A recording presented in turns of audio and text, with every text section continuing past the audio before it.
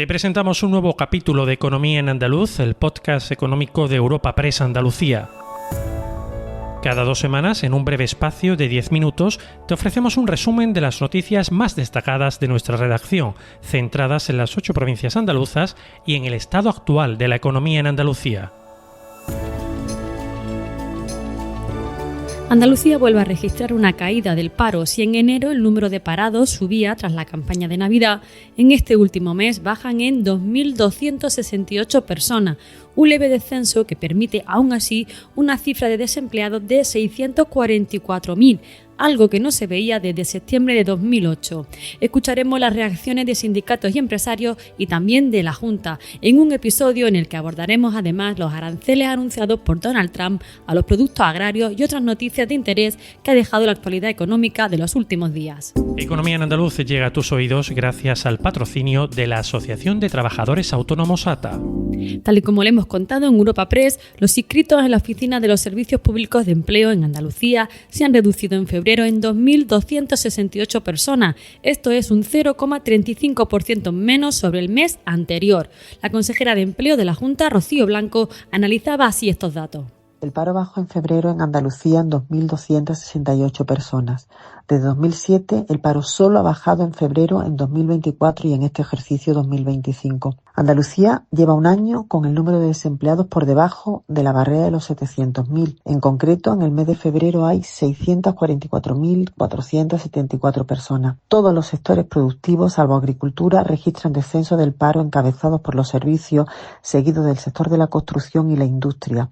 Además, todos han aportado cifras positivas para provocar este descenso del paro, salvo el agrícola, que tampoco ha subido mucho, 608 personas, un aumento escaso, ya que el abandono progresivo de la campaña del aceite ha sido compensado con el inicio de la campaña de la fresa en Huelva. Los sindicatos, por su parte, han valorado el descenso del paro al tiempo que han reclamado un pacto por la formación para los jóvenes, han exigido compromiso empresarial y más empleo público. Analizan este asunto Elizabeth García, de Comisiones Obreras, Clara de la Colina, de UGT, y Germán Girela, de CESIF. Sigue preocupando la dificultad de acceso de las personas jóvenes, en concreto de las menores de 25 años, y también la estacionalidad en la que viven algunos sectores. Es fundamental que se genere un pacto por la formación que permita a esas personas jóvenes poder acceder de una manera más sencilla, más rápida a un empleo, y por supuesto que esos sectores temporales salgan de esa situación. Lamentablemente, estos buenos datos de empleo no aseguran hoy día poder hacer frente a las necesidades básicas de una familia. Cada vez más frecuente la figura del trabajador o la trabajadora pobre. La bajada de las cifras del paro debe convertirse en una tendencia y la recuperación económica y social en una realidad. Para CESIF, la creación de empleo debe ir aparejada a la calidad y especialmente a sectores más innovadores para no depender tanto de la estacionalidad y del sector servicios. Por parte de la patronal andaluza han subrayado el esfuerzo empresarial en el descenso de las cifras del paro y han incidido en el impacto negativo, a su juicio, de las últimas subidas del salario mínimo. Esto expresaba el director de Área Jurídica y Relaciones Laborales de la CEA, Manuel Carlos Alba. Un descenso en las cifras de paro, lo primero que nos lleva es a hacer un reconocimiento del esfuerzo empresarial en crear empleo. Aun cuando nuestra estructura productiva no posibilita una contratación indefinida de ocupación permanente de manera mayoritaria, las empresas siguen apostando por el empleo estable, pese a que las medidas económicas, sociales y fiscales no son precisamente las más propicias para ello. No obstante, se advierte que la capacidad para crear empleo en las pequeñas y microempresas se ve lastrada por el incremento desproporcionado de los costes laborales, tanto salariales como de cotizaciones. La subida de más del 70% del salario mínimo interprofesional en los últimos 7 años supone que se ha dejado de crear más de 350.000 empleos en empresas de menos de 10 trabajadores. Pero el paro no ha sido la única noticia de los últimos días. El presidente de Estados Unidos, Donald Trump, ha anunciado esta semana la imposición de aranceles a productos agrícolas que entrarían en vigor el próximo 2 de abril. Esto se produce después de que el líder norteamericano, inmerso en una política arancelaria desde su regreso a la Casa Blanca, comunicara a finales de febrero que va a aplicar una tasa del 25% a productos europeos. El consejero de Agricultura, Ramón Fernández Pacheco, para quien este anuncio supone una malísima noticia, se manifestaba así hace unos días. Es verdad que afectaría a unos productos más que a otros. Creo que es momento de ser cauto. No sabemos si va a ser general a todos los productos agrícolas, si va a especificar una serie de productos, si se va a circunscribir a una serie de países y a otros no sabemos nada. Solo hay una amenaza, porque no se puede calificar de otra manera, que desde luego sería negativa. Y creo que es el momento de que la Unión Europea dé un paso al frente. Al final formamos parte de una Unión Europea que tiene mucho que decir en cuanto a la política agraria de caras para adentro. Los agricultores andaluces lo saben bien, lo han padecido a lo largo de los últimos años, y llega el momento en el que la Unión Europea tiene que defenderlos con uñas y dientes. No solo la Unión Europea, sino también el Ministerio, y por supuesto la Junta de Andalucía hará lo propio. También desde las organizaciones agrarias han instado a Europa a defender el sector. Por parte de COA, su secretario de organización, Eduardo López, apuntaba a la necesidad de un mercado más proteccionista frente a Trump. Somos más de 500 millones de consumidores con un alto poder de compra, un alto valor económico de nuestros productos. Por lo tanto, esa es la principal misión. Europa no puede tener el mercado abierto de par en par y que vengan a hacer negocio a nuestro mercado. Primero, si Estados Unidos y otros países se protegen, nosotros debemos de proteger nuestro mercado también y nuestros agricultores y ganaderos. La política arancelaria de Estados Unidos amenaza, de hecho, las exportaciones agroalimentarias de Andalucía, como es el caso del aceite de oliva, que alcanzó en 2024 su récord histórico. Así destacaba estos datos la consejera de Economía, Hacienda y Fondos Europeos, Carolina España. Hemos conocido los datos del año 2024, donde se ha batido récord de exportaciones, más de 4.500 millones de euros en exportaciones del aceite de oliva. Esto es un crecimiento casi de un 40%. Somos líderes mundiales en exportaciones del aceite de oliva. 3 de cada 4 euros de España del aceite es andaluz. Esto implica que son 1.200 millones de euros más que el último récord, que fue en el año 2022, y que de alguna forma estamos creciendo, está creciendo la venta de nuestro aceite pues en prácticamente todos los países del mundo.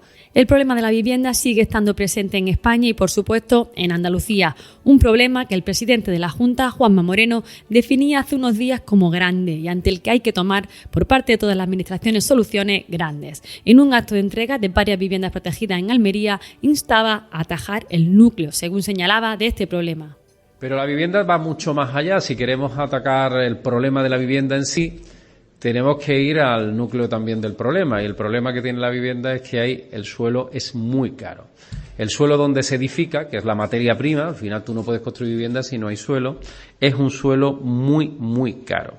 Y por eso yo pido una reflexión en torno al suelo, en torno a lo caro que es el suelo como consecuencia de la presión fiscal a la que se somete ese suelo y como consecuencia de una burocracia excesiva en la que participan muchas instituciones y hacen que los planeamientos urbanísticos a veces sean excesivamente costosos, lentos y caros.